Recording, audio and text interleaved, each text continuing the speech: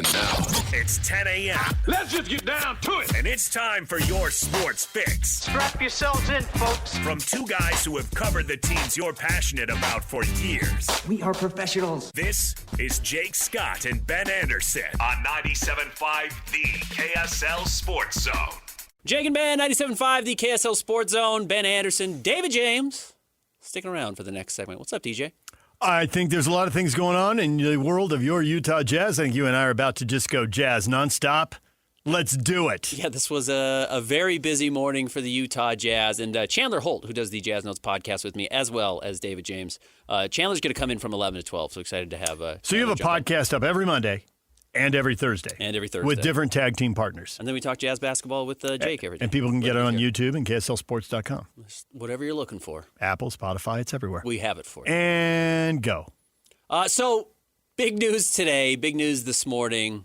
Chris Haynes broke the news, did some background, and kind of got some information on it as well. Jaren Jackson Jr. is undergoing surgery on his knee to remove what is essentially a tumor, a benign tumor on his knee called PVNS, to make sure it doesn't grow, continue to grow and get worse, because it is something, I guess, that will just continue to grow and grow and grow, which can cause discomfort. It is not, in my understanding, and this always changes. You go into the knife, it's always a risk. Look at Grant Hill's career, got derailed by bad surgeries. It's happened before. Penny Hardaway, I think, had foot issues based on a bad surgery, etc. You never want to go into the knife if you don't have to. I did not get the impression in my conversations today that this was a enormous concern, and if it was, I don't think he would have played 3 games for the Jazz before he had it done. It sounds like, and what do I know about medicine? I went to UC Santa Barbara. But it sounds like this is roughly equivalent of getting some type of quote-unquote minor cartilage surgery. Yeah. This is the kind of thing, they'll do it. He'll need time to rehab. I don't know where it is in the knee, how deep in they're going, how close it is to the surface. But you get your 4 to 6 to 8 weeks to bounce back from whatever it is, depending on how big the tumor is and where exactly it is inside the knee and how much digging they have to do. But then it sounds like you ought to be okay.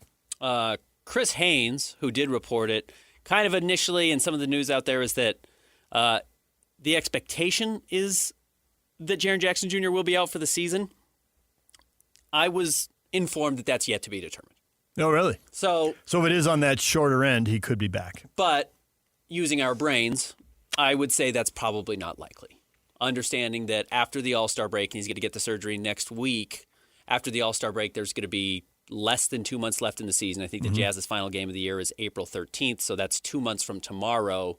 If it is 6 weeks and he doesn't get the surgery till next week, now you're at 7 weeks, and now there's 1 or 2 weeks left in the season. And why would you bring him back, especially when the Jazz certainly have no interest in winning games? You have the surgery, you have the hall pass, shut him down for the year. Yeah. But I remember in the Dennis Lindsay era, they had a couple players who had to have surgery later, and then they referred to lost summers. And it doesn't sound like, and I guess we'll have to wait to the other side of surgery and see what they say, but it doesn't sound like that's going to be the case. No, it doesn't. And it does make sense. I was talking to Jaren, not off the record, but kind of just off to the side after the game last night and trying to figure out what his all-star plans were. And, are you looking for a home? And he joked with me that he was living in Lowry Markkinen's guest room, and that's obviously not true, but he said that's where he's been living.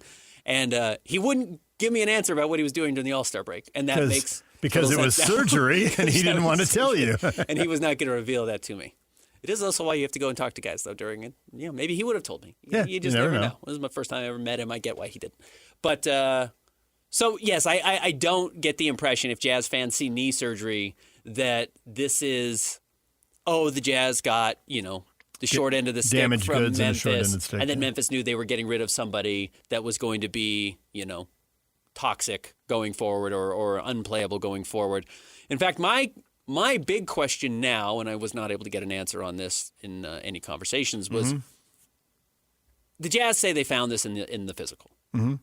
I've got no reason not to believe them. And actually the reason I kind of have no reason not to believe them is that if Jaren was going to miss the rest of the year with the surgery, couldn't Memphis have just held on to him, tanked, traded Ja Morant this offseason, and still had their 26-year-old all-star to leap or jumpstart their rebuild with whoever their draft pick is this year? Well, I can't really speak to what Memphis is doing and why they are doing it. I was a little surprised when the Jazz made the trade. I happened to be driving around listening to you and Jake, and I heard it when it broke, literally, and I could hear the surprise in your voice. And I remember thinking, I did not see that coming, and I feel better about myself because Ben didn't see it coming either. So we both talked to people, and we didn't see it coming. I'm not 100% sure why Memphis wanted to do it, but I'm sure they had their reasons, Absolutely. He signed. I don't get it. I don't see the downside. I do get that, hey, we're breaking up this group and we're starting over. There are like people a total start over. Well, that to me, because I think you're right. I mean, when they can find a taker for Jaw, he will go. And they got 3 draft picks. Now, I've heard a lot of debate from people who I don't think have a foot in either camp. I'm always careful. Like I'm here and I'm, seeing things through my purple glasses or my green glasses or whatever. Well, no, it's more me that the built-in bias we don't realize we have, but that we inevitably have to have, right? I have way more information about the Jazz than I have about Memphis. And I did think, well, they want these 3 draft picks, but there were people analyzing the trade who said, hey, the Jazz have already done the homework on the 27 draft. It's not nearly as good as these last 3 drafts. This is not a great trade for Memphis. Well, why is Memphis doing this? And maybe Memphis just made a bad move. Maybe Memphis is looking at some of the Jazz young guys and thinking, we're doing a rebuild. We can get multiple guys, multiple picks. That 31 pick, who knows? Yeah, who knows? And maybe that pick might be traded 3 or 4 more times before someone finally uses it in 2031. Yep. Who's to say? And maybe they'll get somebody good in 27. Even in bad drafts, there's occasionally good players. Yeah, Giannis came out of the worst draft of all time. Rudy Gobert came out of the worst draft of all time. Yeah, I do wonder why they did it. I'm not 100% clear on that. The one thing Memphis has done consistently well, not to reanalyze what happened last week because we can talk about the knee surgery and what that means for the Jazz the rest of the season, is that Memphis has consistently hit grand slams with their draft picks. Not just singles, doubles, home runs, like grand slams. They find Desmond Bane at the end of the first round. Get 3 picks and you got to restart, and they're figuring how long it's going to take, and they're looking at his age, and they're just thinking, so I don't know that the knee surgery in half a season would play into whatever they were weighing. I mean, from a distance, I did assume it's a total teardown. They'd rather have the picks, that he's going to be a lot younger than the guys, or a lot older than the guys are going to bring it in, and then it makes it hard to tank. I mean, we're seeing with the Jazz. It's great the Jazz got Markkanen, but it's made rebuilding difficult, and it's why they're picking, in an 8, 9, 10 slot instead of picking in a 2, 3, 4, 5 slot.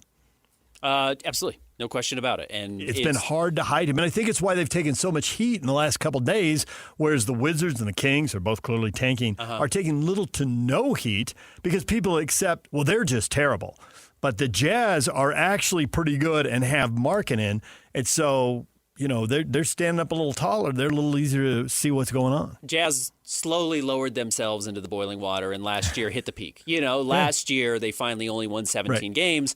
Again, if you go back and just look at their record at the trade deadline, the first 2 years of this rebuild, 2022-23, 2023-24, I think the Jazz the first year were 26-27. And the year after that were like 23-25. 10-3 that first year. Yeah. It's like, where's the rebuild? These guys, and Danny Ainge has asked about it. I'm pleasantly surprised and privately horrified. Yeah, mortified by what's happening here. So this does obviously serve the purpose for the Jazz, though, that now sitting on 18 wins, they have eclipsed their win total last year. Yes, they have, but I don't know that this does serve the purpose, but I don't think it completely serves the purpose. I think they've got to sit. Well, Lowry's going to sit a bunch. Yes, but I think they got to sit more people than that. I think Keontae's going to sit a bunch. Nurkic has got to sit a bunch. Yeah, Nurkic has got to sit a bunch. I'm not past, and I wasn't joking when I tweeted it out. I know tone doesn't come across in a printed word, but they have to consider sitting 8 guys.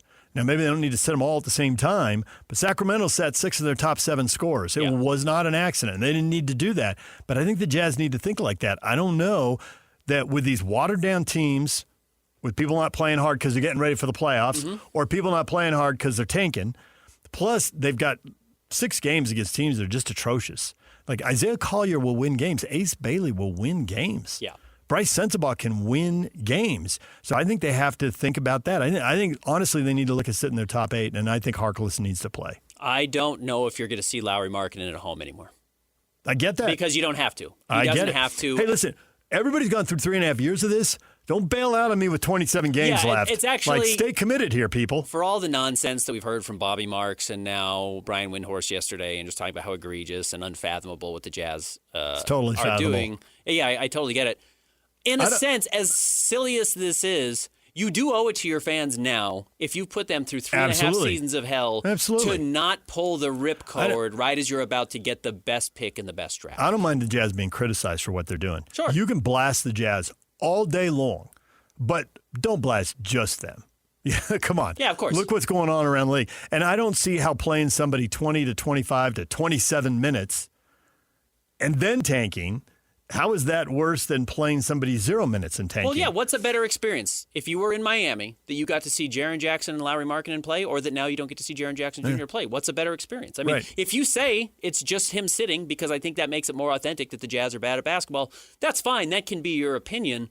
But if you're a 12-year-old who just likes the NBA and knows the 10 biggest stars or the 25 biggest stars, and you go see the player, jersey you have and who you love, then you got to see your player, and now you don't get to see him. So, yes, the Jazz the rest of the way have some huge games. The 3 biggest will be against New Orleans. 2 of those are at home coming up on the 26th and the 28th. That actually is advantageous. I know you would think, oh, no, you want to play them on the road. The problem with having both Jaren and Lauri Markkanen is they were having to abide by the player participation policy because they're all-stars. Boom. And once you're an all-star, rest 2 all-stars in the same game, even if you're at home. Well, now you're not resting Jaren Jackson Jr. He's out with an injury. Yeah. You are allowed to rest Lauri at home as need be, meaning every home game you can rest Lauri if you want to, and I strongly suspect that's what you're going to see for the most part. Does that mean of the Jazz's final 15 home games, or however many there are, they're not going to see him at all? I doubt that. But the games that the Jazz want to lose, including tonight against Portland, I'm just going to say it, though. I would be surprised if we see him. If he plays 0 home games, I'm not going to complain. Not a peep out of me. Yeah. Other people may complain. Sure. But I honestly, they put everybody through 3.5 years of this. Well, you can't even say what it is. We all know what it is, but the FCC still has rules. Yeah. There's very few rules left, but that's one of them. I can't say some of these You can words. say it's hell. It's been hell. That was You're a a Jazz masterpiece of dog shit. Yes. Thank you. Well done. Chicho. Way to go, Christian. Yes. So Sorry I don't call you Chicho. that was a PK nickname when Chicho was here. Yeah. Chicho Ranga is playing for and Pablo came on. Pablo Mastriani, the head coach, and Chicho was filling in, and PK dropped that, and Pablo just about dropped the phone. He thought that was just about the funniest thing. So even though the players moved on twice now, San Jose don't want him either. Go on, move along. But yeah, I think you're going to see a lot of the depths of the rotation for the Utah Jazz. I think you're going to see a lot of how they've closed games, and that means Isaiah Collier. I just don't think that's enough. I think these guys are too good. They've been getting better. They have been. And now the league around them is getting worse. And I think it's going to equal wins. It already has once. Now, they only had to play the fourth quarter. They could make them play the whole second half. They can play the whole game. They got to play the Wizards twice. Sure. I think those are the games you're going to see. I think Collier and Bailey and Sensabaugh can go out there and take it to the Wizards. Yeah, they can. Not just win the game, win it convincingly. Yeah, they can, especially if you're playing teams like you saw from Sacramento last night, Sacramento which has was nobody. bad, and then they sat literally everybody anybody had ever heard of, except for DeRozan. But the Jazz now have the ability to do that. Do you think that DeRozan has some kind of bonus stat he's trying to hit? Or, because they can have it for games played, and I don't know his contract, I haven't looked. Or do you think he pissed somebody off in the organization and they're making him play, and everybody else gets to take the game off? DeMar is a weird person in a great way.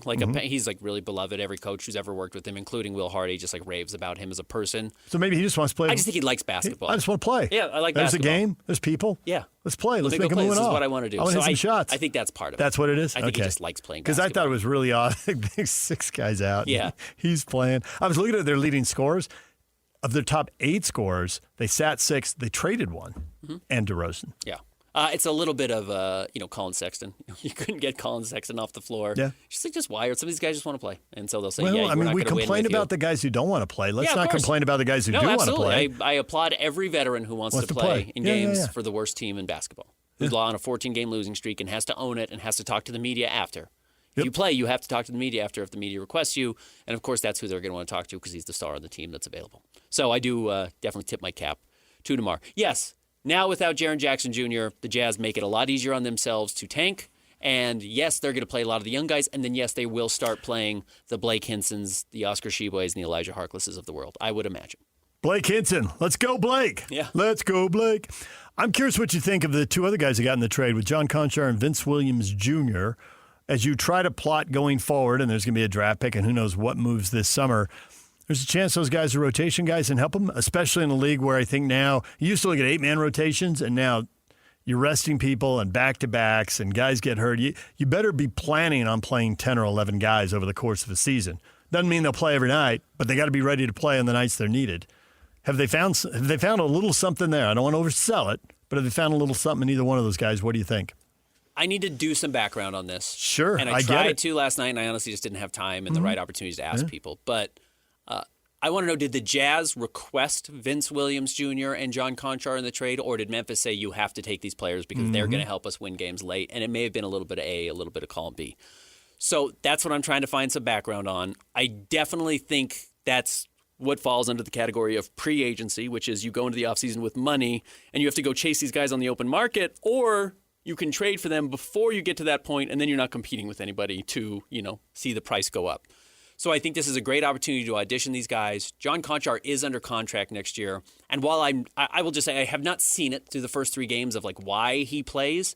If you look at the last 7 seasons, he plays every game for the Memphis Grizzlies. And the Memphis Grizzlies are making the playoffs most of those years. So why do they like him so much? I haven't seen it through the first 3 games, but clearly coaches see something that that guy has to be on the floor. He helps us win. I think he plays hard. He does play hard. And I think absolutely. that alone could be it. I don't think, to your point, I don't think there's anything from a talent perspective, but it sounds like a cop-out, and they're making so much money, and they fly on charters, and I get all of that, but it's still to bring the energy on a night you don't feel like bringing the energy, not everyone can do that. And if he can, I mean, we've already seen Will Hardy snap because a very talented player didn't rotate on defense. Period, end of story. Yeah. It's a pick and roll. They didn't defend a pick and roll the game before. Will was at his wit's end. They start the next game. There's an easy layup and dunk, and Will's calling timeout. I'd have to look 2 or 3 possessions into the game in a minute or 2. And it was Lowry. Yeah. Lowry didn't rotate. Yeah. Now, also, I don't think the first 2 guys covered themselves in glory with the way, so it's never one person, right? So whether he's the help defender or he's one of the 2 guys, could you slow that thing down a little bit so the guy who's rotating has time to get there? Yeah. Not just to be the wet paper towel out there, they just blow right through. So if Conchar can bring that and just basic level skill across the board, maybe that's worth it. I do wonder if some of his value, though, was because I do believe there has been some chaos in Memphis behind the scenes with Ja, obviously. And I do wonder if John Conchar was an adult in a room that desperately needed adults, and that was his value. And I wonder if that's as necessary in Utah. The answer may be yes. I honestly just don't know. Could be Vince Williams Jr., absolutely. $2.5 million, really good defensive player, has some real playmaking chops, rebounds, doesn't need to shoot, but has made some shots in Utah. Hasn't historically made shots. Right. Has made shots the last couple of games, and if he can make those. Long, athletic, rebound. Yeah. Another guy who seems to play with energy. And it's hard to judge that now, I know, with either one of these guys. Sure. That's always been his reputation, though. Yes, he right. plays. It has been his rep, and we've only seen 3 games. And maybe we're getting the best version of both these guys because they're trying to make, you're trying to make a good impression in a new place. Any of us, when we start a new job, would do that. The hard part for Conchar and Williams, or what I think will allow them to stick around, is do you do something on the team that nobody else does? I don't know if Conchar does. I know Vince Williams does because he can defend in the backcourt, and Keontae can't, and Isaiah Collier can't, and they don't have another point guard. So the fit and the need works out there. With excellent size. I see where you're going with that. So, yeah, I think that's going to be his positive. All right, DJ, and also you can just have enough. You never have enough players. Yeah. Maybe you just have to keep them because there's going to be a deal at the next trade deadline of the players you can put in, and the other team will think, hey, they're not great, but they're NBA guys. Yep. They're NBA rotation guys. And if no other reason, you keep them around for that. Yep. Maybe they got a little something. All right. Jake and Ben, it's David James filling in. He tried to close the segment, but I wrestled it back from him. Don't do that. You're going to make me say something. I'm trying to just sit here. Top 3 stories in KSL Sports coming up next. Jake and Ben, 97.5. Thanks, DJ. The KSL Sports Zone. It's time to break down the biggest stories of the day.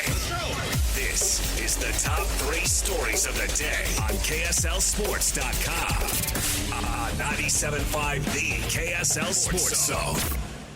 Jake and Ben, 97.5, the KSL Sports Zone. A very happy Thursday to everybody out there. If you're gearing up for a fun Valentine's Day. If you're not, make sure to go check out our friends at J. Brooks Jewelers. J. Brooks will take care of you ahead of the holiday.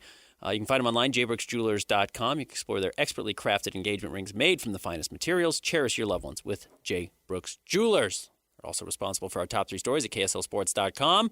Christian, where are we starting today? Number 1, the Jazz beat the Kings G League roster last night. It's their 18th win of the season. Ben, you had been saying that 18 number was pretty low for the Jazz. Yeah, I think 17.5 was the over-under at some of the big gambling sites or whatever. I think ESPN set it at 18.5. And as soon as I saw that, I don't gamble on sports. I certainly do not gamble on the Utah Jazz, a team I cover. I do not want to end up in prison, but I don't gamble on sports, period. As soon as I saw that number, I thought it was ridiculously low because of how hard the Jazz had to work last year to lose games, and if you just inevitably expected the team to get a little bit better, even before the Walker Kessler injury, they should have easily cleared it, and they have, and they will. Now, how many more games do they win after losing Jaren Jackson Jr. for the rest of the season, knowing that they should crank up the willingness to tank now to close the season to make sure they hold on to their draft pick, which they will. Are they going to get to 23? I don't know. They might not win. They might not win 5 more games the rest of the year. I think that is possible. I think it's likely they do. I actually think what is happening right now in Milwaukee, where apparently they are deciding they want to try and win games as well, is going to help them. Memphis has probably been more competitive in a few recent games than you would expect. And then you have to watch Dallas as well. We'll talk a little bit more about Dallas coming up here in just a moment. But those are the teams you're paying attention to. And then the one team I think behind you that you're watching, even though credit the Pacers who have won 2 in a row when probably after the trade deadline nobody thought they would do that. I don't know if we're going to see Ivica Zubac, who they traded for before the end of the season. Maybe we will. But the team behind the Jazz that could conceivably pass them is the New Orleans Pelicans. I think New Orleans is sitting on 15 wins right now. Jazz are at 18. The Jazz do play them 3 more times. And as the Jazz totally pull the ripcord on the season and don't try to get to 24, 25 wins, New Orleans, again, does not own their own draft pick. And because they don't own their draft pick, they might as well try and win. And when they play the Jazz 3 times, that's a good opportunity for the Jazz to pick up losses and the Pelicans to pick up some victories. So I think that's what I would be watching if I were a Jazz fan. Teams in front of you, Dallas, Memphis, Milwaukee. Teams behind you, the only one I would think would be the New Orleans Pelicans. And, if you're the Jazz, the best case scenario then I guess would be to drop to the 5th worst record in the NBA. I don't think you're going to be able to get to 4th, but with the 5th worst record in the NBA, you would have a 99.4% chance of holding onto your pick. Not guaranteed, but just about. If you finish with the 6th worst record, you have about a 96% chance of holding onto the pick. Again, pretty strong odds that the Jazz will hold on to it one way or another. I don't think they're going to put it at risk. I think they're smarter than that. I think they know that they've gone through 3.5 years of real difficulty to put themselves in a position to get this pick, get a player like Jaren Jackson Jr. and Ace Bailey, and then exit. The rebuild, that's still the plan next season. And we'll talk about this a little bit more with Chandler Holt, and I'll kind of give you some background information on some things I learned last night. But I will just tell you the feeling around the organization right now, including in the locker room with the players, kind of on and off the record, is just exuberance. Everyone is just so thrilled about what's happening. There's a real energy on the court, off the court. These players are very excited to have this phase of the Utah Jazz, this era of the Utah Jazz coming to an end, and I think you can feel it bursting through the team. We'll talk a little bit more about the Jazz coming up in just a moment. What's next? Number 2, according to a statement from the Washington County Attorney's Office, BYU wide receiver Parke Kingston was arrested yesterday on suspicion of rape. Obviously, I don't need to get into moral grandstanding about this. Sexual assault is a scourge, and it's a very scary situation for everybody involved here. According to Mitch Harper, who covers BYU for us at KSLSports.com, BYU football wide receiver was arrested on suspicion of rape, according to a statement from the Washington County Attorney's Office. It's first-degree felony rape in St. George. This happened in February of 2025, so this is over a year old.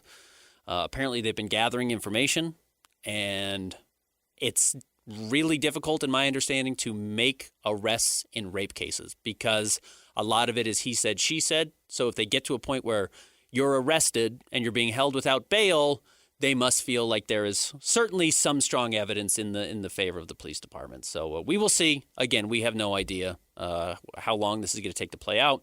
BYU just said they were, eyeing the situation and cooperating with whatever they needed to. But the one issue I think here, obviously, other than the felony rape that Parke Kingston is facing, is you don't want this to become BYU's reputation. And that's not fair to say about BYU, but I was at the Jazz game last night when this news broke, and I can just tell you the question you get consistently is what's happening at BYU? And while I don't necessarily think that's fair to say that what BYU is doing is causing this, that's clearly not the case.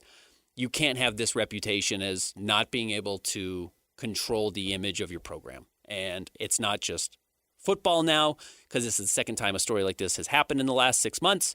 You have the baseball player who's been arrested up in Idaho, who I know is a former BYU player and wasn't, I don't believe, active at the time. You have the other player who was flashing outside of the Smith's grocery store. Like, you can't have these types of reputation issues, especially at BYU. And then that's, going to be a part of this. But obviously the more pressing story is being arrested for felony rape, first degree, and being held without bail. So we will keep you updated on that story and find all the coverage at KSLSports.com, especially for Mitch Harper, who I thought had a good breakdown yesterday on Instagram. And number 3, Cooper Flagg, out with a foot injury. He's going to miss this weekend's events at the All-Star Game. And Ben, guess who is getting called as his replacement? Yeah, a little surprising. And again, so I talked about the first segment, how he's kind of asking Jaren Jackson Jr., like, what's he up to? Is he doing anything during the break? He did not tell me he was getting knee surgery. I was kind of asking around some of the Jazz people, like, what are you doing during the break? You get some time off finally. And no one was like kind of being square with me about what they were doing. And I just didn't put it together at the time. I thought, people don't have full plans. And now in retrospect, I realized, they probably knew that Ace Bailey was going to be replacing Cooper Flagg in the Rising Stars Challenge coming up tomorrow night in Los Angeles.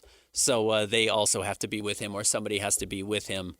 So we will see how that goes. Maybe I'm wrong. Maybe they only learned about it this morning as well. I don't know if I believe that, but no harm, no foul there. Certainly they don't know that to me. But Ace Bailey going to be replacing Cooper Flagg in the Rising Stars Challenge. He's going to get to go out there and compete. The Rising Stars Challenge is probably the worst, other than the celebrity game, and that might be a little interesting because Taylor Frankie Paul is playing in it. If you're a desperate, what's it called? Secret Lives fan of Mormon wives. If you're a Secret Lives fan, you'll want to watch Taylor Frankie Paul. If you like basketball, you don't like any of it because it's not real basketball, either the celebrity game or the Rising Stars Challenge. I will say that Ace is prone to highlight real dunks and plays, and as a result, he could put on a little bit of a show tomorrow in what is otherwise just a great rookie class, and I think good for the Jazz that Ace will be recognized. It is funny, even I saw it last night when Ace is out there with the other young players, and I did not think for a moment this would be the narrative about him. Ace hurts his reputation nationally because he tries to make the right play. If he wanted to be a ball hog, which was his reputation of Rutgers, and just take shots as often as possible, he could score more points. He consistently moves the ball to the right player. He consistently looks to pass as soon as he touches it. And not because he's afraid of shooting. He's a very talented scorer, but he tries to make the right play, and not every rookie does that. Not every young player does that. Not every player on the Jazz does that. And as a result, I'm not sure he gets the shine that he could otherwise. But good for Ace for getting an opportunity to go and play in the Rising Stars Challenge. Again, that is tomorrow night. You can watch it. I believe the game's on Peacock. At the end of the day, I mean, I know you and Jake were kind of saying it's a good thing that he wasn't picked to the team initially, but there's a lot of people nationally who have not thought about Ace Bailey in Utah since draft weekend, right, and all the controversy. So ultimately, I do think it is a good thing for, as much as people don't like All-Star Weekend, people do tune in, people do watch, and they're going to see Ace Bailey wearing the Jazz on his whatever jersey, the uniform right? is. Yeah. So that is, I think that's a good thing. It's good to have representation. No, exposure's never a bad thing. If you wanted to take it as a snub, and then he also gets in late, that might be the best of both worlds. He gets to play, and also he got snubbed by the rest of his rookies. The nice thing about Ace is I truly do not think this is affecting his approach. I don't think he tried to do the Karl Malone gets snubbed for whoever it was, AC Green or whatever, and comes out and scores 60 points in the next game, or Darren Williams always got snubbed for the All-Star game and came back and played out of his mind. Good for them if that's what motivates you.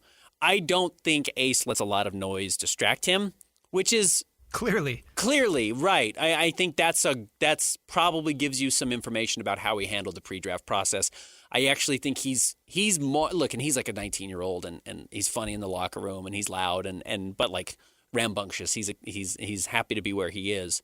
I don't think he gets caught up in a lot of the nonsense. He's pretty all ball for a 19-year-old with the background he has as far as being a huge recruit and getting a ton of money to go to Rutgers, I'm sure, and being a top 5 recruit. Those can create a persona that doesn't always help players. In my history of covering the NBA, I don't think it's bothered Ace in the slightest. He really is pretty focused. He's got his eye on the prize. So you'll see him tomorrow night. It is on Peacock, 5 p.m. tomorrow night Mountain Time. All right. Chandler Holt's going to join us coming up at 11 o'clock. We're going to do a big Jazz hour. Excited to do that. But more, maybe we'll check in with the Olympics next. Jake and Ben, 97.5, the KSL Sports Zone. The sports you love, the teams you can't live without. Get a sense of urgency! This is Jake Scott and Ben Anderson on 97.5, the KSL Sports Zone. Jake and Ben, 97.5, the KSL Sports Zone. Join Scotty tomorrow from noon to 3 at Tim Daly Mazda in Sandy, 10785 South Auto Mall Drive. Scotty tomorrow from noon to 3 at Tim Daly Mazda in Sandy. Quick update on the Olympics. The Team Canada hockey team is crushing Czechia 5-0. Is the game over? But they are up 5-0 now. 6 minutes left. 6 minutes left in the third, so they're going to crush Czechia. What is not happening is Karel Vejmelka is not getting killed in goal because Karel Vejmelka did not play today. So he is not eating these 6 goals. He was sidelined today, but we'll see if we see him in their next game. And then Team USA will play against Latvia today, coming up at 1:10. I've not seen the lineups yet, so I don't know if Clayton Keller is going to be out there or not. We will probably get that, hopefully before the end of the show. And if we do, we will let you know if you can expect Clayton Keller to be playing. But pretty cool to see Team USA in action amid what's supposed to be the most talented roster for Team USA in several decades. So excited to watch those games for sure. Other big news locally, maybe a change in direction for the University of Utah. Remember last year, I guess it was last year now, they were discussing building a new arena on campus east of where the current Huntsman Center is, kind of up by where Fort Douglas and the student housing is. Seemed like those were the areas they had explored. Mark Harlan yesterday said that maybe they will look at just a facelift, quote-unquote, facelift plus at the Huntsman Center, a renovation plus, to keep the basketball arena in the same spot, but change its functionality, including reducing the capacity from 15,000 seats down to 9,000 seats. Obviously, not filling the stadium has been a big conversation. The arena has been a big conversation around the University of Utah men's basketball team. The women's basketball team draws pretty well, but certainly doesn't fill the stadium, or the arena, excuse me. So I like this idea personally. I had not gotten a real intimate view of the Huntsman Center in some time. But because the Jazz were rebuilding the Delta Center over the summer, they played Summer League up there. And then where we had to do media, we kind of had to get walked through this maze. And I don't know if people have ever gone through the maze, but you have to walk up a tunnel. And then the tunnel is about a mile long. If you joke, what is it, the C gate at the Salt Lake Airport? The B gate at the Salt Lake Airport is the C gate? B gate that's insanely long. Imagine that gate, but it's about the width of 2 doorways. There is a really, really insanely long walkway at the Huntsman Center right now to get up to another larger hallway, which then branches off to offices here and there. And then if you walk another length of the B gate, you get to the practice court. And the practice court's great. It's a high quality facility. It's not on par with what I've seen in the NBA, but it's way more than I think any college would have to have. I think it's a really nice facility. So the idea of having to undo all of that or get rid of all of that would seem silly to me, but I certainly think you could make it more efficient. And I think if you could make the Huntsman Center more intimate, you could really benefit from that. And the big concern I had when they had announced that maybe they were looking at building a new stadium or arena is that that's where people get in trouble. That's where schools get in trouble for spending so much money on a new facility, especially if it's a new facility that's not going to draw. And I don't know what is going to cause Utah men's basketball fans to come back to supporting the program, but just putting them in a new building alone is not going to be good enough. You're going to have to be good on the floor, and you can do that in an old stadium. You can do that, or arena, excuse me. You can do it in a new arena. But you've got to be good first. So I think a facelift is a good idea for the Huntsman Center. We'll see if that ends up being the approach they take. Do you think the private equity had anything to do with this, or do you think that this was maybe made not adjacent with that decision? The University of Utah gets to make all the decisions. Ocho Capital is not supposed to be in on any of these decisions. I do suspect, and I would hope this would be the case, that the financials were the biggest draw. And not from Ocho Capital in general, but just saying what's the best way to use our money so we don't burn it up in the wrong spots. And again, the best way to blow through money you don't have is to build an arena or a stadium or a facility that you can't afford and then can't fill. So if you can drop this down to 9,000 and fill it better and have better support and maybe make a little bit more money because there would be some premium seating in here, I think that's the responsible thing to do, even if you don't maybe get the most state-of-the-art approach. But look, the Delta Center is old bones. Now, it's not as old as the Huntsman Center. I mean, the Huntsman Center is ancient by most standards, but the Jazz are getting a lot out of keeping Delta Center and just kind of doing a facelift to it. I imagine there's better technology to do that now than there's ever been. So if they can save the Huntsman Center, it is a great historic building. It's in a good spot on campus. Could certainly use more parking around it. I wouldn't disagree with anyone there, but it's got a great history. So if they can fix that up and make it usable, I think that's the right move. All right, Chandler Holt will join us coming up next. We're going to do an hour of Utah Jazz basketball, including the big breaking news that Jaren Jackson Jr. is undergoing knee surgery. We'll talk about that more. Stick around. Jake and Ben, 97.5, the KSL Sports Zone.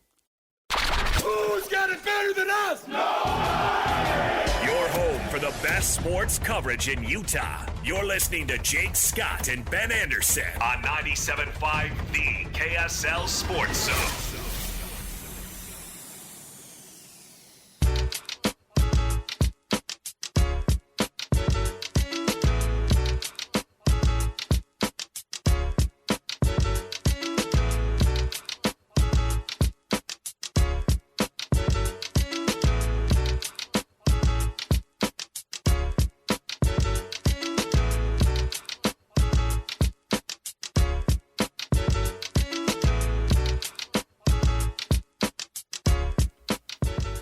Jake and Ben, 97.5, the KSL Sports Zone. Best blanket ever is also the best Valentine's gift ever. Exclusive Valentine's blankets are only available at Minky Couture. Save 50% using promo code ZONE50 at Minky Couture stores and online, minkycouture.com. That's Zone50. And hopefully you went and saw Scotty yesterday, hanging out there. He was down at Minky. Took some photos. You got to see it.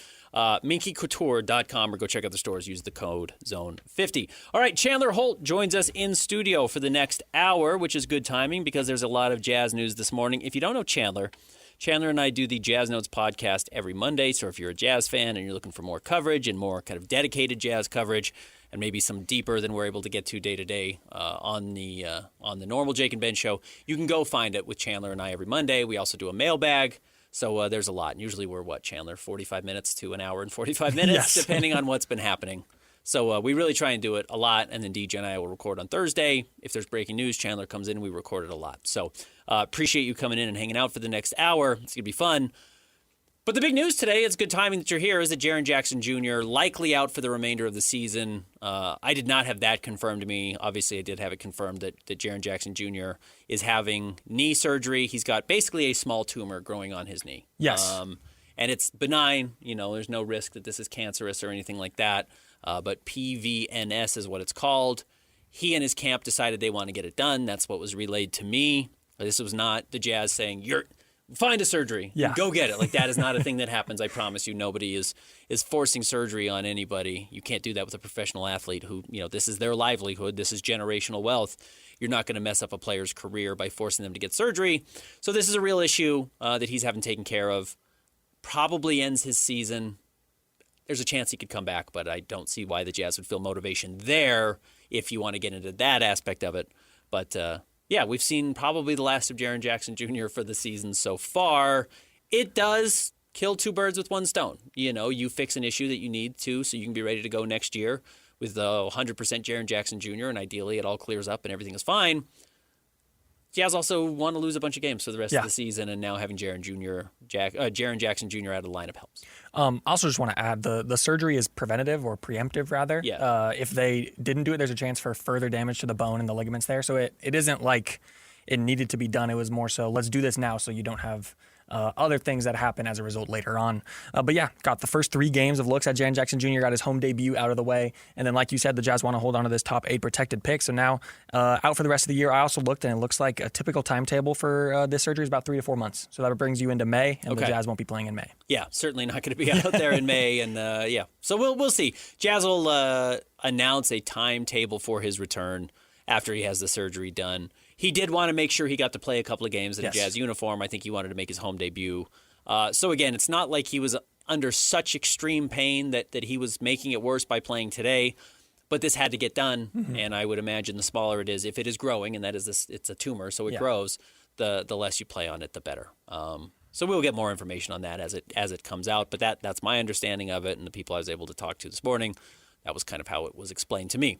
So with that said, before we move on to the final 26 games of the season or whatever it is, and we will talk about that, we have seen Jaren Jackson Jr. for 3 games, and I think by all accounts he's been far better than I expected. Oh, yeah. And Jaren Jackson Jr. is exactly the right type of player. I had a video on our Instagram page at KSL Sports about why he's exactly the right type of player. You know, what he does, what he doesn't take away from his teammates, what he costs going forward. It's a little expensive, but the Jazz can stomach it, and that he's at the right age. Like, all of those things fit great. And then what actually happens when he's on the court, and what's that been on the court has been so much better than I had anticipated, especially for the first 3 games, that the Jazz have had to rest him in fourth quarters to make sure that they're not winning unexpectedly. Yeah, and it's honestly kind of crazy how much of an instant impact he had on the 30th ranked defense in the NBA before he joined. Yeah. They held a team to under 100 yesterday. Mind you, it was the Sacramento Kings who have 12 wins on the season, but still have 4 NBA players on the roster, and none of them were playing last night. Yes. But no, like the instant impact on both ends, especially on defense, is what stood out to me. But offensively, 22 points a game. He shot basically 50% from the floor. Let me look. 4.3 rebounds, not a bad number. 2.7 not a good assists. Number. Yeah, that's not a good number. The rebounding is the most bizarre thing, and I watch him. I watched it closely last night because if you kind of blur your eyes, you're like, is that Joel Embiid out there? He is so big. Yeah, it's crazy. You watch him high five Cody Williams coming off the floor because they subbed, and it's like, is this a perspective trick? Like, is he way closer to the camera than everybody else? He is so big. Yeah. And even talking to some people within the Jazz locker room yesterday, they were like, well, I played against him a bunch. You might be able to deduce who I'm talking about, but played against him a bunch. I've always known how good he is. When he joined us in Orlando, I was shocked at how big he was. Like that was kind of verbatim what the player said. It was just like, he is so big compared to everybody else on the roster, with the exception of Jusuf Nurkic. The problem is Nurk moves like he's 290 pounds and 7 feet tall. There is some lumbering, kind of not almost clumsiness from Jaren Jackson Jr., but man, he dribbles extraordinarily well. He gets wherever he wants to on the floor, even if it's not like the cleanest footwork you've ever seen. He gets wherever he wants to at his size. And it's interesting because he can go off the catch. He can go off the dribble. He has post-up looks. Like, really, it is just the entire bag of tricks on offense. Going back to the rebounding, though, something interesting. Over the past few years, like, the Jazz defense has been something that is just, they're near the bottom of the league every single year, at least the past 3 or 4 years. But they've been a weirdly good rebounding team. Really good rebounding team. So it's sort of like Jaren addresses Utah's needs, and Utah sort of makes up for some of his shortcomings a bit. Yeah, Walker is an exceptional rebounder. He's not, Andre Drummond in his prime, but he is one of the best offensive rebounders in the NBA. And the other thing about it with Jaren Jackson Jr. is that the Grizzlies actually aren't a terrible defensive rebounding team or a terrible rebounding team. When he's on the team, I don't know if he's helping other guys get rebounds. Whatever it is, it's not like so dire that you can't win when he's on the floor because the possession battle is just so wonky or lopsided. Yeah. You can still compete. And then, you bring in Walker, who's actually a good rebounder, and that should help. Over the last 3 games, and again, 3 games, it doesn't really matter that much. But it is worth noting 2 of them are against Eastern Conference teams in the East on their home court trying to make the playoffs in Orlando and Miami. The biggest shenanigans about those games is that the Jazz pulled Jaren Jackson Jr. off the floor. Not that the Jazz were playing, the Pacers, who they played the night of the trade. So if you just look at their last 3 games, and again, Sacramento, absolute joke last night, whatever, if you want to talk about integrity in the NBA, there are other issues than just the Jazz not playing teams in the fourth quarter. The Jazz's defensive ranking is 101.6 over the last 3 games, including 2 games against Eastern Conference playoff teams on the road that are trying to win. The Jazz's offensive rating, I think, for the season is like 130. Like, it's unimaginably bad. Yeah. To drop it to 101.6 because you brought in one player, and we shouldn't discount that Vince Williams Jr. And John Conchar are on the roster, and they are both good defensive players as well. But he just steps in and erases such a huge problem that the Jazz had. And again, talking to some of the players around the team, and I mentioned it in the last hour, they are just ecstatic. Like, everybody is brimming. They are so excited that he's here. They were talking about, like, just think of what this is going to look like defensively. And we'll talk about this more coming up in the next segment. But everybody to a T said, man, when we get Walker back there too, like, everybody mentioned Walker by name. Yes. So everybody knows, if you've watched the Jazz, like, Walker's a great shot blocker. He's not a lockdown defensive player a la Rudy Gobert. Like, he doesn't blow up the pick and roll by himself, just being out there on the floor. But he is effective, and he is a deterrent at the rim. And now you have a great isolation defender. You do have a guy who's probably more prone to blow up some of those pick and roll primary actions. And then Walker comes over as the help defender with Jaren, or now Lowry can come over as the third big, and you become really, really effective just because you have so much length. And I think that is what has been bothering teams, because Jusuf Nurkic is certainly not a great defensive player, but just having Lowry Markkanen, and Jaren Jackson Jr. on the floor together just makes you really effective because you're so big at the rim. It's worth noting, too, that Jaren Jackson Jr., he played with Marc Gasol in his rookie season for like 40 or 50 games before he got traded to Toronto. But other than that, like, you have Steven Adams, who's a good rebounder, not a great defender. Yeah. I think Walker Kessler will be by far the best defensive center he's played alongside. Certainly the best rim protector, yeah. Yeah, no so question about it. So I think that may unlock something with Jaren. It may give him a bit more leeway to be like a roamer, like we talked about in his Defensive Player of the Year season in 2023, but maybe even like a step above that, because he has a back line behind the back line, if you want to call it that, that he can sort of rely on for some extra rim protection. The shot blocking is a little bit weird with Jaren Jackson Jr. because you go back, he led the league in back-to-back seasons. In 2021-22 and 2022-23, he was at 2.3 per game and 3 per game that next year. I think he has 1 block in 3 games with the Jazz. Like, he's averaging, he has 1 block in 3 games. Like, there is something weird about why he's not blocking shots anymore. Yeah. And look, blocking shots is a little bit deceptive as a defensive number. They are valuable. I really do think block shots are valuable. People see a number. People get their shot blocked, and naturally they're like, well, I'm not going back in there. Getting your shot blocked is embarrassing. Like, I'm not going to keep running into a brick wall over and over. But some guys pad their defensive numbers by blocking shots, by letting guys get to spots on the floor where they can block it, as opposed to stopping a player from getting to an advantageous spot on the floor in the first place. Yep. And generally you will see really good defensive players have their shot block numbers go down throughout their careers. And some guys who are actually sneaky bad defenders that have good shot blocking numbers, a la Miles Turner, kind of keep those numbers up throughout their career because they're like, well, I'll just let you get as far as you want to at the rim, and then I'll block it. And by the end of the night, I'll have 3 blocks, but I've also let you get too close to the rim over and over and over. So that is something you do need to keep an eye on, and maybe that can account for some of his numbers, but I will be looking for that. And, that is a problem with Walker Kessler. Like, one of the reasons Walker's shot blocking numbers are so high is he just lets guys get too close to the rim before he decides he's going to blow it up. So I will be really curious to see how those two work together, and that could be, a very potent defensive front court for the Jazz. Certainly the best 1-2 punch defensively the Jazz have ever had. Rudy is a better defensive player than Jaren Jackson Jr. Yeah. No argument there.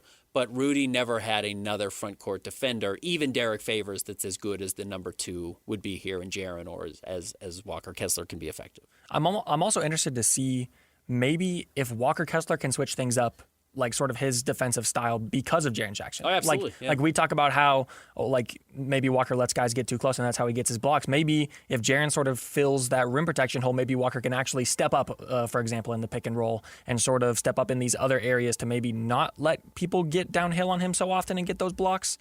I think that the tandem of those two can maybe build off of one another, and we'll see maybe stuff from either side that we haven't before. And more. I was talking to a guy last night in the locker room, and he was talking about, you think about me running to this closeout. Like, now I'm responsible for closing out on a three-point shooter. Well, even if I'm a little over-aggressive on the closeout, I can totally take that three-point shot away because I don't think you're going to be able to shoot over me. You're not going to pull it for a mid-range because I can backtrack now and I'm right next to you, and you can't get to the rim. Mm-hmm. So, like, what are you going to do? And this is not what I'm saying. This is what this person told me. Like, what do you think you're going to do? I don't think that's going to work for you.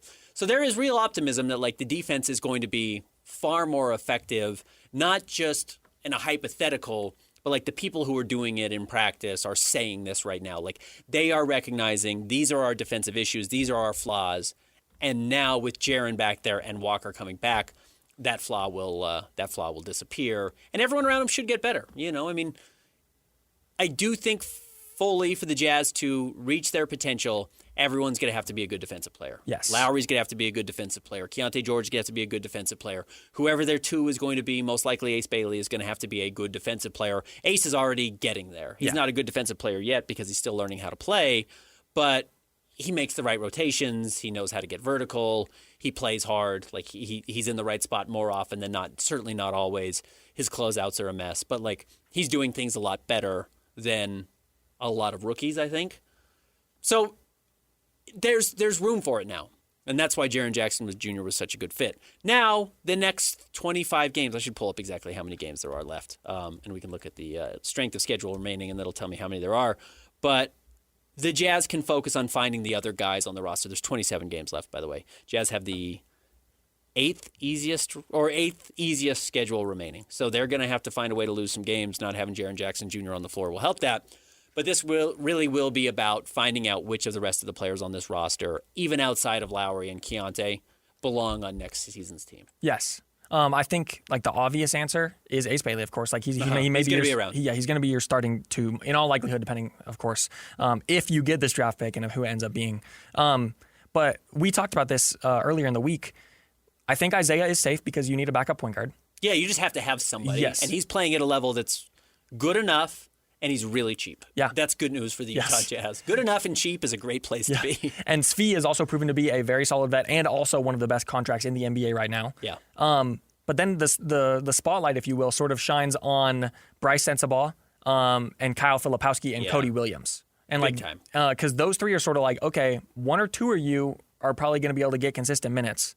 And the other one is like, for example, this year, if Bryce Sensabaugh, whoever else isn't playing with enough effort or enough energy on defense, then they get taken out for a guy who usually doesn't get consistent minutes. That might be the case next year. Will Hardy's all about the meritocracy, as we've heard many times this year. But yeah, that's sort of group of three. It becomes really interesting on who's going to earn those minutes. I do think that's who it is. There is a true chance it's none of them. Yeah. There's a chance the Jazz go out and find a veteran who does it, and they just say the starting lineup is Keontae George, Ace Bailey, Lowry Markkanen, Jaren Jackson Jr., Walker Kessler.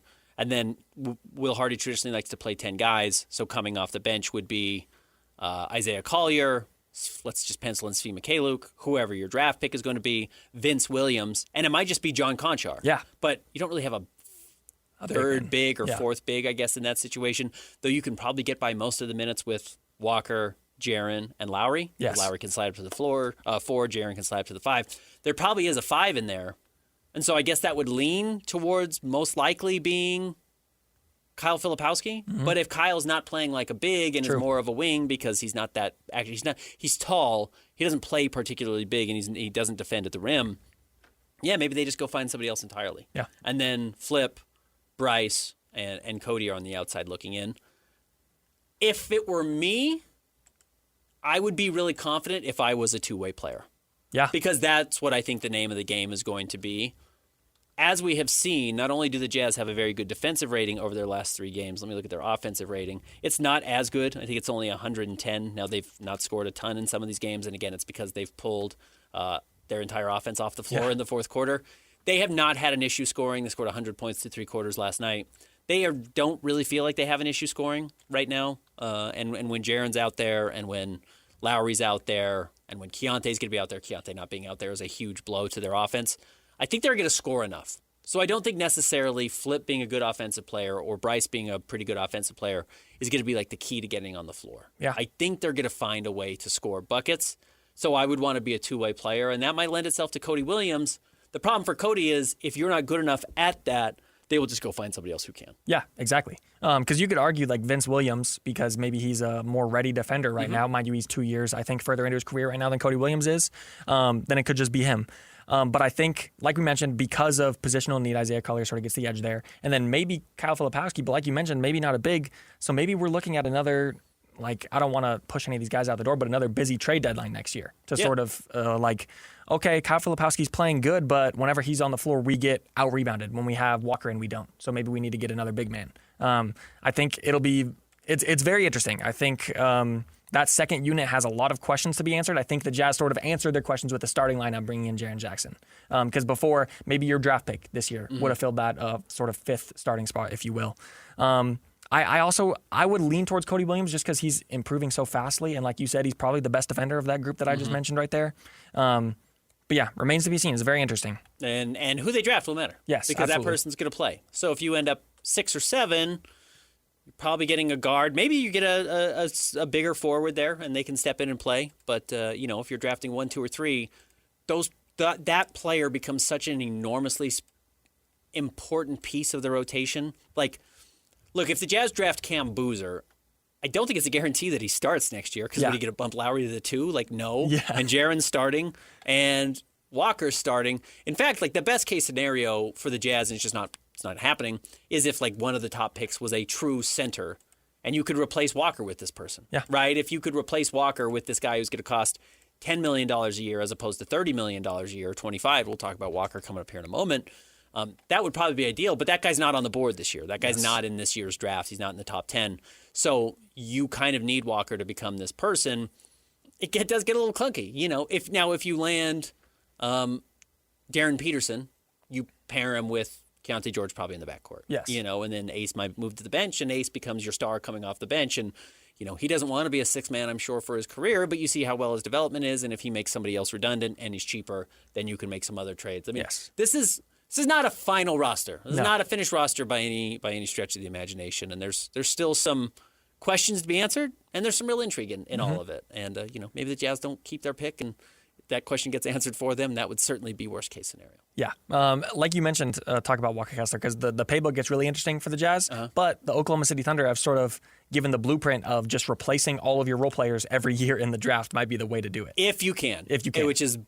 Might be the worst model. Yeah. If it works, great. If you can actually accomplish it, great. A lot of teams try that and they fail and they lose a championship because they get cheap because they say, "Oh, we think our late first round pick can replace Kentavious Caldwell-Pope." It's like, well, sorry, Denver. Now you haven't made the finals since you won the championship and we're the favorite to repeat.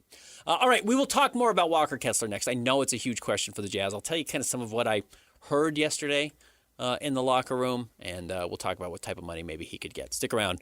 Jake and Ben, 97.5, the KSL Sports Zone.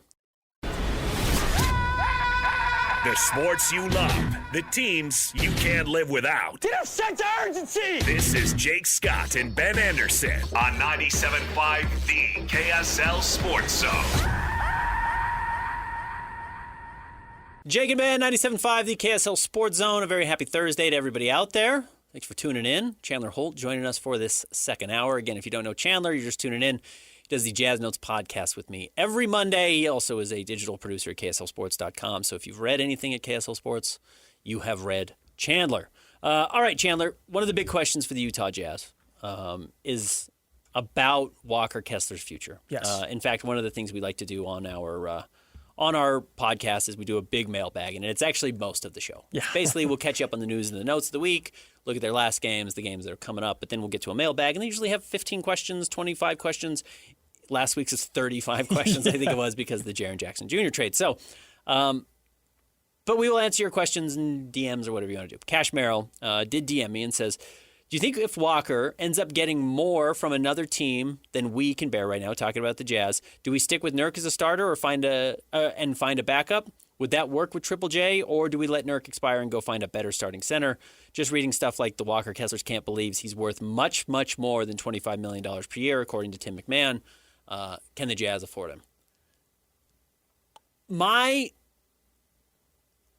understanding, again, is that Walker truly has always been in the plans. In the Jazz last offseason, people I talked to just said, yeah, we're just not going to pay him this year, and we will pay him next year. Like, he's going to hit restricted free agency, and we are going to match whatever it is, and we are not going to keep moving on from these young players that we want to invest in and want to be a part of the team. We just don't need to pay him right now. Yep. And until we need to pay him, we will. The conversation does change, though, if Walker gets a truly massive offer. $25 million is probably what the Jazz want. I think that's exactly what Tim McMahon reported, was that's kind of where the number the Jazz like for Walker. And Walker's camp thinks he's worth more. The hard part for Walker's camp is that they have to find more than. Like, I can think I'm worth whatever I want. I can think I'm worth $2 million a year. If I go to every local network here or radio station here and people say you're worth $15,000, I'm worth $15,000. Like, that's the problem. It doesn't matter what I think I'm worth. It matters what they think I'm worth. So Walker's going to hit the market. I suspect the Jazz will put an offer on the table for him. He's going to turn it down. He's going to say, let me go find as much money as I can. The Jazz say, God bless, and come back to us with the number, and we'll match that number. And I just still don't think he's going to get this enormous contract that maybe some Jazz fans are afraid of. Yeah, speaking about the interest for Walker, two of the biggest teams that were interested in him made deals for big men at the trade deadline. Yeah. You have Washington trading for Anthony Davis, and then Indiana trading for Ivica Zubac. Yeah. Another team linked to him has been the Lakers, but the Lakers have to pay Austin Reeves, who's eligible for $240 million this summer. And he's going to get it. Yeah. Probably going to get it. So I don't know who's going to be giving him $30 million or more this year. So I guess and another question here, and maybe the Clippers get into it. Atlanta needs a center now because they just traded Kristaps Porzingis. Like, there are some teams that need centers, no question about it. There will be a market for Walker. Yes. However, it's not a free market because he's not a free agent. He's a restricted free agent. So there's a restricted market for him. It's going to scare some people off. And somebody will just say, hey, we think we can get somebody else cheaper, or we drafted a guy at 22 or 24, which, by the way, Walker was drafted at 22. Like, somebody will say, well, what if I can repeat that same thing? What if I can have that magic and not have to pay a guy who still does have some very real questions about his overall potential, his future, his health, now coming off of his shoulder surgery.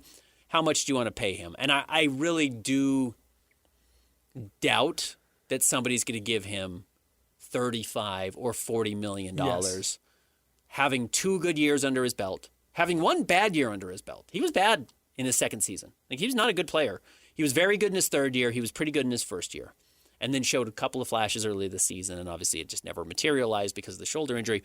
So I actually don't really believe this poison pill toxic offer is going to come for Walker that the Jazz won't match. And I'm sure the Jazz are prepared to match whatever, understanding that if he's as good as advertised, they'll trade him. Yeah. Or if he's actually worth that money and they can't afford it, they'll trade him. The worst case scenario would be if they sign him for $35 million and he just stinks and doesn't fit on the roster, and then you can't get rid of him. That would be the, I guess, worst case and most difficult scenario for the Jazz. Before this report came out, what I had said was $20 million would be good for the Jazz. 25 is where it probably will be, and 30 would be good for Walker. Hearing that way more than 25, like, that makes me think he's looking at like 32 plus. Yeah. Which I think that really just sort of locks the Jazz into their current roster. Not to mention, you will have to pay Keontae George in a year, and then eventually Ace Bailey in your draft pick this year. Yeah. So I don't know. I think it would be best, and everything I've ever heard is that Walker loves it here. And I think the Jazz love him, and I think bringing Jaren Jackson in makes him a lot more important. And I think, like you said, he's always been a part of the plans. So yeah, I think it's very interesting. I wonder what the final number will be. If I'm Walker's camp, I am going and saying I'm better than Jakob Poeltl. Like, I'm younger. I'm going to be a better offensive player. I think I'm going to be equally impactful. Jakob Poeltl's a pretty good defensive player. I'm at least that good of a player, and I have a higher ceiling, and he's making $29.4 million in this 28-29 season. Like, he just signed an extension. I think that's I'm worth that much if he's worth that much, if not more. That's why I'm looking at that 30 number. And I think the Jazz would say, go find it then. Honestly, I think the Jazz would say, go find it. And I think the Jazz would easily stomach a $30 million contract if that's what it ended up being. And it's a lot. You're paying a ton for your front court then. But you do have to pay to win. And the Jazz have not been paying very much money over the last few years in all their losing seasons. So ideally, if you're a Jazz fan, Ryan Smith has been saving that money up for when he is comfortable to pay it for a winning roster. And then if you have to pivot after that, you have to find a way to pivot. You probably got to get creative to do it, but you should have those tools. But that's probably the number Walker's looking at. I understand why his camp would want that. Yep. Now it's about finding it. Again, I don't think anyone's finding $35 million. Yeah. And the question then becomes, what's the motivation outside of I'm just trying to get as much money as possible?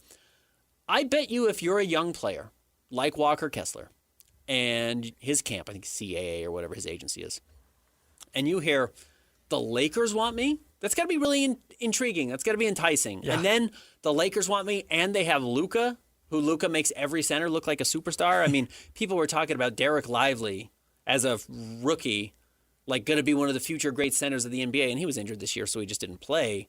But like, he's fine. Yeah. Again, that's the Walker Kessler problem, is that like you can actually find Derek Lively at 10 or later in the draft, which is valuable, but not the most valuable draft pick. If I can find a guy who can go and be big and run and jump and finish some baskets at the hoop, maybe I don't need to spend $30 million on Walker, which is actually, while the Jazz could say that and not pay him, I think that's probably a better reason for other teams not to pay him, especially if they know the Jazz are going to match the offer. Like, yeah.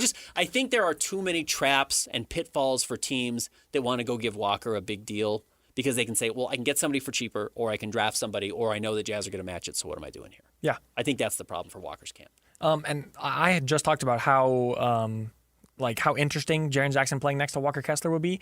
But on the other end of that spectrum, Jaren Jackson is such a good backline defender that you could probably get away with having a mid-level center next to him. Yeah, you don't need to have a superstar center. Now, there's no such thing as too much of a good thing in the NBA. True. Like, stacking strengths is one of the best things you can do. Yes. If you're a good shooting team, you have Steph, the best thing to do is to add Clay, not say, well, what if we surround him with bad shooters because Steph carries such a big load.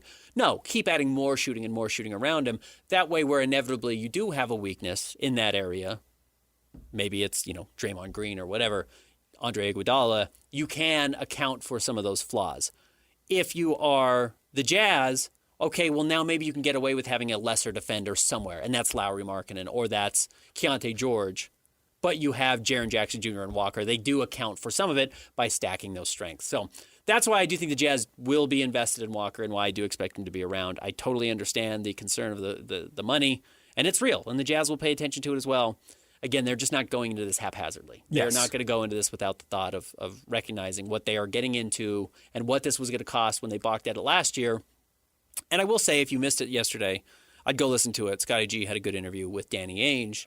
And they were kind of talking about how did this come together? How quickly did it come together with Jaren? And the one thing Danny said over and over and over was Jaren's not available. Jaren was not available. Jaren was not available. Meaning the Jazz were probably kicking the tires on Jaren Jackson Jr. And you kick the tires on everybody. You want to know who's on the market. But Danny consistently said, yeah, he wasn't available. He wasn't available. And then he became available, and we quickly put an offer together. Yeah. And there is a difference between we listened or, hey, we had a discussion and we made an offer. Danny quickly said, we put an offer together. I think as soon as Jaren became available, the Jazz said, that's the target. That's the guy we've been waiting for. And there's probably 5 players on that list. Yeah. But that's one of the guys on this list the Jazz have been waiting for. So even if, maybe it was a little bit of a surprise that they're ending the season with a $50 million Jaren Jackson Jr. type player on the roster, they knew that I think that was a possibility and even accounted for that without paying Walker last season. Yeah, and this is something that me and you have talked about over and over and over. The Jazz were thinking about 2029 before they made the Jaren Jackson deal. Like, they are thinking so many steps ahead that they are thinking about contracts. They are thinking about what the team might look like when they're eventually contending for a championship, because I don't think the expectation is that next year. Like, you're probably just trying to make the playoffs next year. But Ryan Smith has said over and over he wants to bring a championship to Utah. So they are thinking so many steps ahead, and even though to us it is a worry, like, how is the playbook going to sort of fall once you have to pay Keontae and all this stuff, they have a plan, at least a semblance of a plan, because you don't know exactly how things are going to fall. Concepts of a plan. Yes. One of the things that the Jazz could do also is, and we talked about this on the podcast, if Walker's camp is obsessed with the $30 million number, you could start him high and say 32.5, and then drop it to 30, and then drop it to 27, and then drop it to 25, and say, look, your average per year is $28.5 million. Your first 2 seasons, you're getting 32 and 30. Like, you are getting your big money up front, and yes, it decreases, and that helps us on the back end when we're paying Keontae or we're paying this X, Y, and Z, but you get your money early, yes, and you're that $30 million player.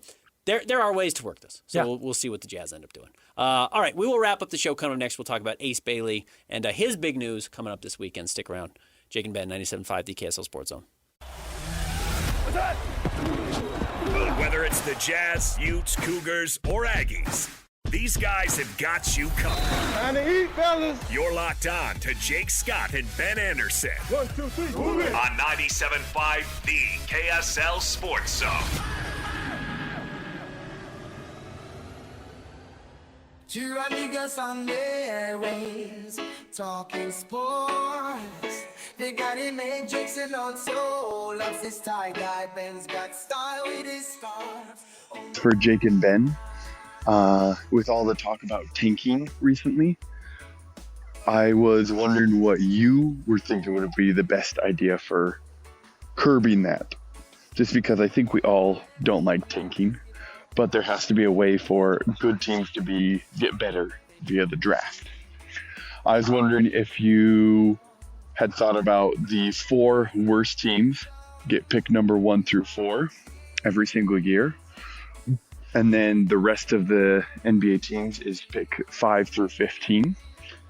But you can't be in the top 4 in back-to-back years. So, for example, if you were the worst team in the NBA, you'd get pick 1 through 4. But even if you were the worst team in the NBA the next year, then you would be picked somewhere between 5 and 15 in the lottery. That way it de-incentivizes a little bit of tanking. Tyler, thank you for the call. You can always use the call-in feature using the KSL Sports app. Just see it in the bottom left. And yeah, if you wanted to play on our show, just say this for Jake and Ben. We'll gladly play it for you. You either, I think, have to do a really, really complicated format to fix the lottery, which I have one, which at one point I will reveal. I ran it past Christian. I got to figure out how to word it because it's very complicated, but I actually think it has some nice stopgaps. I'm not ready to unleash it on the world yet. Okay. Or you can go extremely simple on how to fix it. Yeah. And the real simple idea is it's a 30-team lottery and it decides 1 through 30. And that's it. Everyone gets 3% chance. If you win the championship, you might win the number 1 overall pick the next year. Is it going to happen? Probably at some point it will happen. Yeah. That's going to be crazy. But no one's going to tank anymore. Yeah. Because why would you? You're just going to authentically be bad, and I'm sorry you're authentically bad. The problem with that is then, yeah, small market teams have to work harder to win a championship than big market teams. But you will have less tanking, but you'll have less parity in the league as well, is the problem. You will just have less parity because too many good teams are going to get a top 5 pick. You know, you might be the Houston Rockets this year who aren't going to win a title, but all of a sudden you add Darren Peterson or Cam Boozer, and it's like, well, that's our ticket. Now, look, that's not the most fair setup, but also imagine if the Jazz had Rudy Gobert, Donovan Mitchell, Bojan Bogdanovic, Mike Conley, and then randomly one year got the 3rd overall pick. And you say like, oh, well, that's the perfect combination of these teams that never quite figure out how to get over the hump. John, Carl, Jeff Hornacek. Okay, now randomly in 1997, Tim Duncan's on your roster. Yeah. You know, like, okay, you built a dynasty. Like, it's not fair, quote unquote, but I guess a little bit of the chaos of it is if you do have the luck, you do get your chance to win the title. And maybe you just have to go that simple. Shout out to NerdSesh for this idea. What if you move the draft lottery to All-Star Weekend? Oh, interesting. Because then you, like, a lot of the most egregious tanking happens after that, last 30 games of the season. Of course, there will be a little Yeah, the problem is now Boston is like, oops, we stunk for the first 6 months of the season or 5 months of the season, and now, oh, weird, we're elite the last 2 months. Like, how did that happen? OKC is below 500 at the All-Star break and then wins 24 their last 25 games. Like, that I think that's exactly what teams would do. Yeah. And that is the problem with that idea. There is a solution out there. Yes. You know, I will just tell you I'm going to have to announce it before Jake comes back because he'll laugh me out of the room. My idea is honestly 2 lotteries. So a lottery in the East and a lottery in the West. Okay. Because that way, if you're in the West, you're not worried about the worst team in the East. You're only tanking against 7 teams that miss the playoffs instead of 14 teams. So if you're in the West, let's say the worst team has 30 wins. Okay, you can have 30 wins. If the worst team in the East has 19 wins, well, you don't have to get to 19 because you're not competing against them in the lottery. Okay. You're only competing against half the teams then, actually. But if you win the lottery in the East or the West, because there's 2 separate lotteries, you are guaranteed a top number 1 or number 2 pick. You're only not, so you don't have to worry about what the other conference is doing. It's not about stopping tanking entirely, but it is about having fewer teams to tank against. That way the Jazz aren't worried about Washington. Yeah. And Charlotte. Charlotte's not tanking right now, but you know what I mean. Along those lines. You're not worried about Brooklyn. The Jazz are only worried about Memphis. Mm-hmm. And whoever the West team is that's worse than them, New Yeah. Orleans or whatever. So that's where I think you would kind of cut in half at least the number of teams you're tanking against. And then my other backstop, and there will be more, so I'm not going to get into all of it now, would be that then the team with the best record of the two teams that win the lottery gets the number one pick. The better record. So you have incentive to actually not have the worst record in the NBA. So yeah, you don't need to be a 14-win team. If you win 30 in the West and you win the lottery, just in the West, you do get the number one overall pick because the worst team in the East or the team that won the lottery in the East has to move to the second pick. Gotcha. So there's actually incentive to not be the worst team in the NBA. Worst team in the NBA can't get the number one overall pick, period. And then from 3 down, is it just worst record? You go worst record, but again, you stagger East-West, East-West for every pairing. Okay, gotcha. 3-4, 4-5, 5-6. And again, the team with the better record gets the higher pick. Okay. So if you were in this situation, since the worst team couldn't win the lottery, that would be the rule. The worst team actually can't win the lottery. Again, so you disincentivize being the worst team in the NBA. You can't win the East or the West lottery with the worst record in your conference. You're automatically falling to 3 or 4. And if you have the worst record, you fall to 4 automatically because the team with a better record, which would be everybody in the NBA, gets the higher pick in your 2-team pairing. Gotcha. So it would be 1 East, 1 West, alternating, and whoever in that standing spot had the better record gets that selection. That way, there's really no incentive to be the worst over and over and over because the worse you are, the worst pick you get, even if you kind of guarantee yourself top 5, top 6, top 7. Yeah. The example is the Jazz last year had the worst record. Yeah. They would have gotten at best, or at worst and at best, the number 4 overall pick. You have the worst record in the NBA. You can't win your own lottery, and you also can't have the higher pick of your pairing. So you drop to 4. Yeah. But that's good for the Jazz. Jazz got the 5th pick last year. They would have taken the 4th pick. Yeah. Like, actually, it rewards the worst team more than what the current lottery system does, but it scares some teams off because the reason the Jazz tanked last year was their hope to get a number 1, number 2, or number 3 overall pick. Even if the Jazz were at 4, I think they would have taken Ace Bailey last year. Probably. And we can use that to say that Ace Bailey was named to the Rising Stars game today as an injury replacement for Cooper Flagg. He will get to play with, and I think they've actually already done the Rising Stars draft, haven't they? Yeah, there's teams already. There are teams already. Yes. So we'll have to look at who he's placing in. Did you write that up in the article this morning? I did. He, first of all, he's playing with former teammate Dylan Harper. Okay, cool. He also has Reed Shepard from Houston on his team, Jeremiah Fears, Okay. Stephon Castle, Okay. Colin Murray Boyles, and Donovan Clingan. That would have been the overwhelming favorite had Cooper Flagg been on that team. Yes. That would have been because Cooper's probably the best rookie. Con Knippel might be the best rookie. In all honesty, Con's been unbelievable, and neither one of them is really. I mean, Con's helping his team win, but it's about the whole thing going on there. Cooper can help his team win a little bit. He would have helped in the Rising Stars Challenge. Not that anyone's trying really hard to win here, but they don't have another player like Ace on this roster, so he might have a chance to do some fun things. Oh, yeah. He's gonna be the best dunker on that team. Yeah, absolutely. And a lot of it's just about dunking. It's the Rising Stars Challenge, true. so he will get a chance to put on a little mini display of his highlight reel dunks. We will see a lot of Reed Shepard 40-footers and Ace Bailey dunks. I think that's probably true. Yeah. That game is tomorrow at 5 p.m. on Peacock is how you watch that. Yes. So a 5 p.m. our time. All right, Chandler, thank you very much for coming in and jumping on this hour. If you tuned in late, I will post it to the Jazz Notes podcast specifically. So you will find it on the Jake and Ben podcast, but you'll also find it on Jazz Notes if you want to see that more. Or you can catch Chandler with me every Monday on the Jazz Notes podcast, and you can submit your questions on the mailbag as well. Scotty G is coming up next. I will be back with you tomorrow. Stick around. 97.5, the KSL Sports Zone.